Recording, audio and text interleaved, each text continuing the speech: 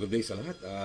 Team Cagayan, congratulations sa sa Grand Cecil nyo today, October 15, 2023.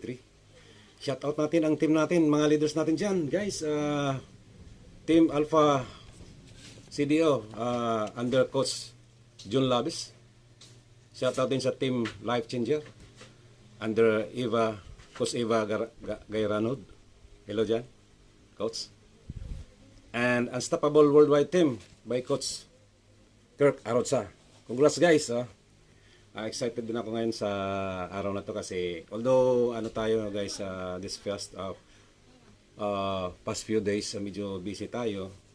Nag-event pa lang tayo sa kahapon sa Ormoc. Tatlong event yung kahapon. Grabe successful, grabe guys, ang daming attend. Saka today din, sabay din ngayon mayroon tayong event dito sa Ormoc, sa Tacloban I mean. Event din natin, nandito si Coach Harold, saka may makasama siya from Manila, si Coach Martin. Kasama kami kahapon with our Diamond.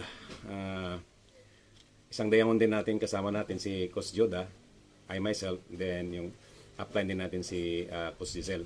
Then may kasama siyang dalawang babae din from Manila, yung si Nini, yung nag-income na walang recruit, sinama niya para at least parang testimony na rin sa Live Good na kahit wala tayong ginagawa, pwede tayong kumita. Pero hindi naman necessary na wala tayong gagawin dito. Hindi tayo angat pag wala tayong ginawa dito. Malayo yung walang mangyayari pag wala tayong gagawin. So, guys, salamat sa inyo and congratulations sa inyo nagawa nyong magkaroon ng Cecil. Although hindi kami nakapunta dyan, gumawa na lang kami ng video. Next time guys, gawin natin. Punta kami ni Coach Joda at ibang Diamond pag may time. Siguro naman next time meron na kaming niyan. Hindi lang nagkaano kasi sabay-sabay yung natin schedule sa sobrang busy. Yun na nga. Next time guys, tayo dyan, sasali na tayo dyan, atin tayo.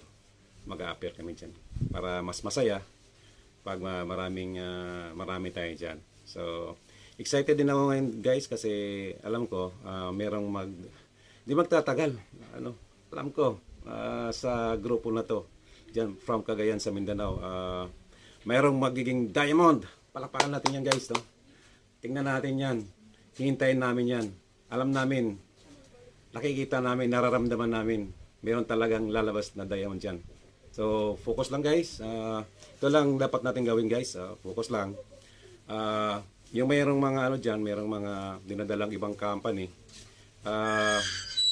Unload nyo na guys. Iwanan nyo na yan. Iwanan nyo na yan kasi babagal yung pag-rank up natin pag meron tayong ibang company na dinadala. Then, consistent lang tayo. Kung medyo napagod tayo, pahinga lang ng konti. Then tuloy lang kasi yun lang naman pag napagod, hata uli.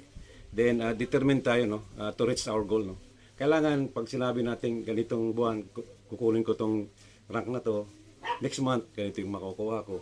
Yun lang, at least tayo yung result oriented. Then saka yung positive tayo lagi. So kung mayroong mga negative na pumapasok sa atin, ilabas lang natin yan, guys. Alam naman natin yung mga negative, normal yan, kasama yan sa natin pag-angat. Ayan yung magpapatibay sa atin, yung mayroong mga negative. Kasama yan positive at saka sa negative, dalawa yan. So, tsaka din guys, tayo yung belief, maniwala tayo sa sarili natin. Paniwalaan natin ang company, yung complan, sarili natin, na kaya nating maging Diamond. Kaya nating gawin yan. Kaya, good luck sa ating lahat guys. And congratulations sa inyong lahat. That's all guys. Bye-bye.